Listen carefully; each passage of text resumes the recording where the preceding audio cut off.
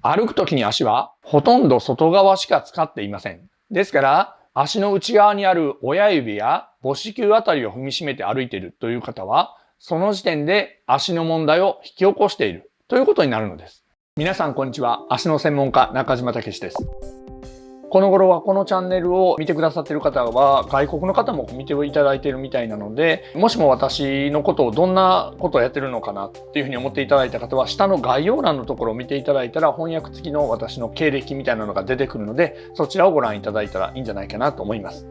今回の動画は足ってそもそも外側しかほとんど踏まないんですよっていう話をお伝えしたいなと思うんですよね。具体的に言うと、土踏まずがあるから足っていうのはほとんど外しか踏まないよっていう話なんですけれども、結構多くの方、特に私は足を測定何千人としてきているので見ていると、足に問題を抱えている人であればあるほど足をベタに全部踏まなあかんと思っている人がすごく多いんですよね。で、そのあたりの認識が変わるだけで足の健康も変わるし、歩くのもすごく楽になるので、今回はこのあたりをお伝えしたいと思います。では内容です。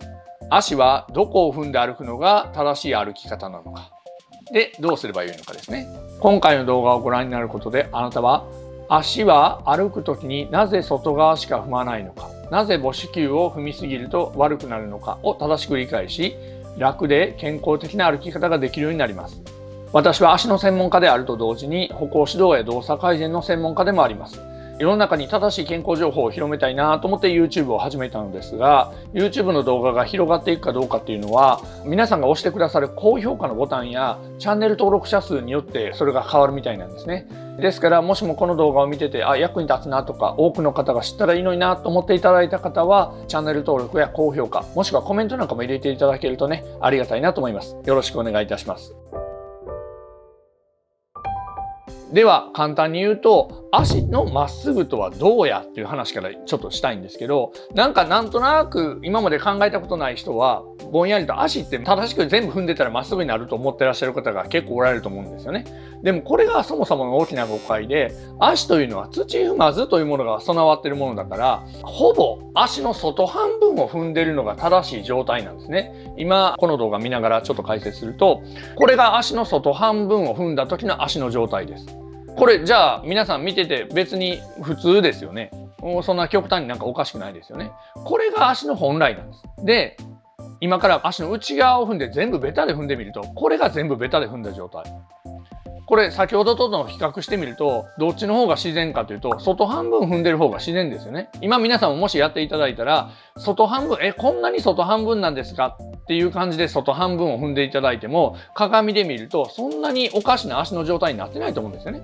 そうなんです。この辺の認識がいるんですね。で、今一回そのままでちょっと離れたところから鏡に向かって外半分踏んだままの状態で歩いていただくとこんな感じになるんですけど、皆さんもやっていただくとそれほどおかしくないはずなんですね。それほどというか全然おかしくないはずなんです。で、それに対して親指がベターと踏んで歩くとこんな感じになるはずなんです。そうなんです。足のまっすぐって外半分踏んでるのがまっすぐなんですよね。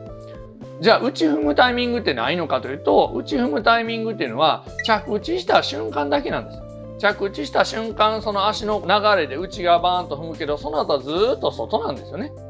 ですから足っていうのはどこを前に出したらまっすぐ出るかというと、この動画のこの部分です。実を言うと、この部分をまっすぐ前に出そうとしたらまっすぐ出るんですよね。なんか多分今まで慣れない人はこれガニ股にしてる感じがすると思うんですけど、実際そうではないわけです。それに対して足のこの面のところ、こっちの方を全体的にまっすぐ前に出そうとすると、そうすると足は内側に入っちゃってるということなんですよね。で、この話をすると、外を踏んでるとガニ股や横脚になるんじゃないかなと思ってる人が多いんですけど、今先ほどの動画で見たように、外踏むのが本来まっすぐになる状態だから、外踏んだからといって横脚やガニ股にはなりません。